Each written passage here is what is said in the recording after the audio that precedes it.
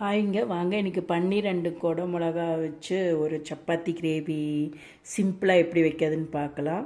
அதுக்கு தேவையான பொருட்கள் 2 பீஸ் பன்னீர் எடுத்து வச்சுருக்கிறேன், கட் பண்ணி வச்சுருக்கிறேன். ஒரு கொடை மிளகா எடுத்து க்ளீன் பண்ணி கட் பண்ணி வச்சுருக்கிறேன். 3 தக்காளி, முந்திரி ஒரு 6 எடுத்து வச்சுருக்கிறேன். 2 வெங்காயம், பெரிய வெங்காயம், 1.5 பெரிய வெங்காயம், 3 பச்சை மிளகா, கொஞ்சம் இஞ்சி, 5 பூண்டு, கொஞ்சம் கொத்தமல்லி தழை. இவ்வளோ தான் சிம்பிள் கிரேவி. வாங்க எப்படி செய்கிறது, ஈஸியாக செய்கிறதுன்னு பார்க்கலாம். 2 கரண்டி ஆயில் ஊற்றிக்கோங்க.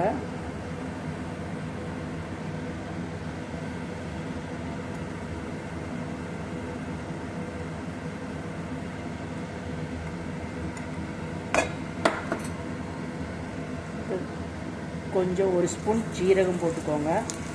ஜீரகம் போட்டோன்னே பெரிய வெங்காயத்தை கட் பண்ணினதை போட்டுக்கோங்க.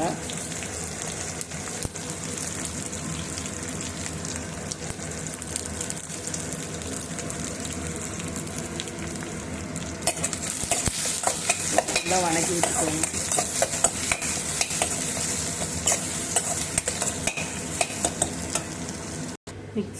மிக்ஸி ஜாரில் 3 தக்காளி கட் பண்ணிக்கோங்க. அந்த இஞ்சி துண்டு, 5 பூண்டு, 3 பச்சை மிளகா, முந்திரி 5 இதை போட்டு, இது கூட கொஞ்சம் சோம்பும் கொஞ்சம் போட்டு அரைச்சி எடுத்துக்கலாம். பேஸ்ட்டாக அரைச்சி எடுத்துக்கலாம். பாருங்கள், நல்லா பேஸ்ட்டாக அரைச்சி எடுத்தாச்சு. பாருங்கள், வணங்கிடுச்சு.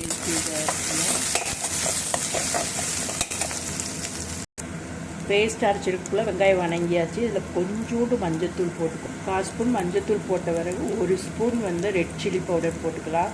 வரமிளகாத்தூள் காரத்துக்கு தேவையான அளவுக்கு போட்டுக்கோங்க. மல்லித்தூள் 1 ஸ்பூன் போட்டுக்கோங்க. 1/4 ஸ்பூன் மஞ்சத்தூள், காரத்துக்கு தேவையான மிளகாத்தூள், 1 ஸ்பூன் மல்லித்தூள் போட்டு நல்லா பச்சை வாசனை போகிற வரைக்கும் நல்லா வணக்கி விட்டுக்கோங்க. பொடி போட்டோன்னே அடுப்பை சிம்மில் வச்சுக்கோங்க, இல்லைன்னா கருகிரும்.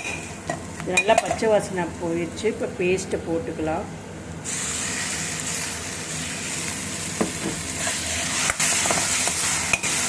இது கூட பேஸ்ட்டுக்கு தேவையான அளவுக்கு தண்ணி, மிக்ஸி ஜாரை கொஞ்சம் கழுவி இதில் ஊற்றிக்கோங்க. அலாசி நீங்கள் தேவையான அளவுக்கு தண்ணி ஊற்றிக்கோங்க. நான் சின்ன டம்ளரில் 1 டம்ளர் அளவுக்கு தண்ணி ஊற்றிருக்கேன். முந்திரி போட்டிருக்கனால கண்டிப்பாக கொஞ்சம் திக்னஸ் கிடைக்கும். அதனால் நான் 1 டம்ளர் தண்ணி விட்டுருக்கேன்.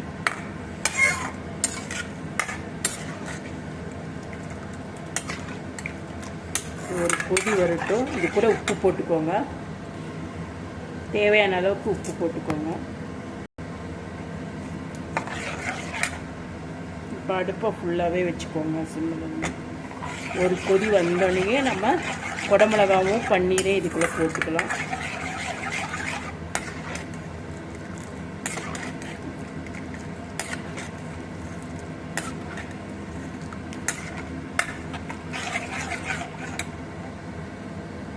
கிரேவி நல்லா கொதிச்சிருச்சு. பாருங்க, ஒரு கொதி வந்துடுச்சு. இப்போ வெட்டி வச்ச பன்னீரையும் நம்ம குடமிளகாயும் போட்டுக்கலாம்.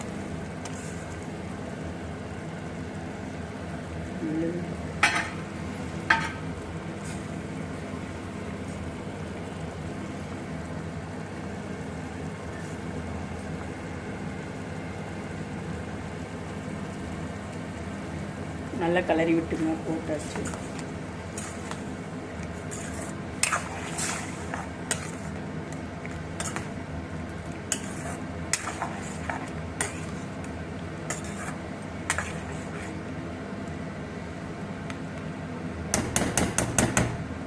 நல்லா ஒரு கொதி வரட்டும். இப்போ நல்லா கொத்தமல்லி தழை 1 கைப்பிடி போட்டுக்கலாம்.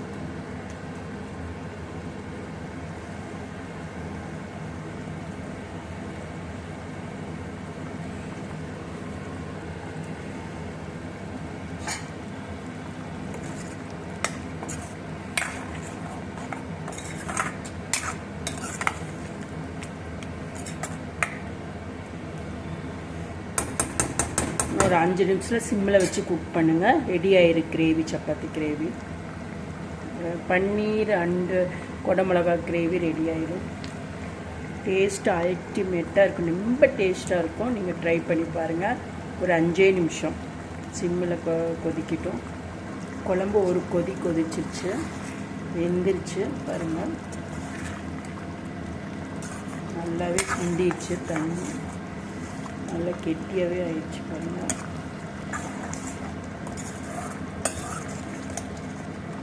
குழம்பு ரெடி. சைடில் அப்படியே சப்பாத்தி குழம்பு கிரேவிக்கு எடுத்து போட்டு chapati சுட்டுக்கலாம்.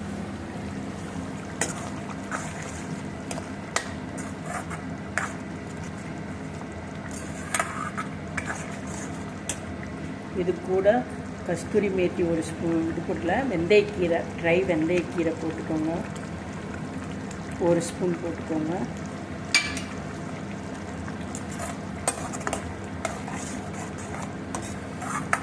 Gravy done.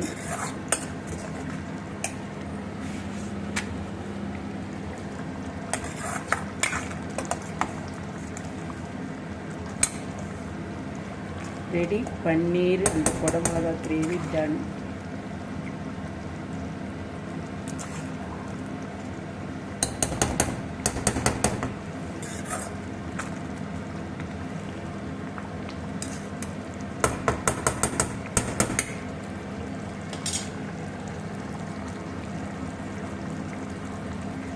Gravy ready ஆயிடுச்சு, சப்பாத்தி ரெடி ஆயிடுச்சு.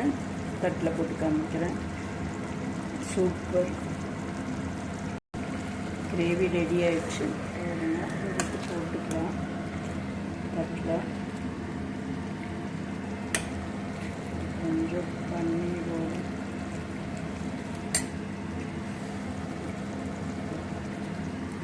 தட்டில் போட்டுக்கலாம். சப்பாத்தியும் ரெடி ஆயிடுச்சு. ரெடி, எல்லாமே ரெடி. சூப்பராக இருக்குது. நீங்களும் ட்ரை பண்ணி பார்த்துட்டு எப்படி இருக்குன்னு சொல்லுங்கள். சூடாக இருக்கும். ஓகேங்க, பாய்.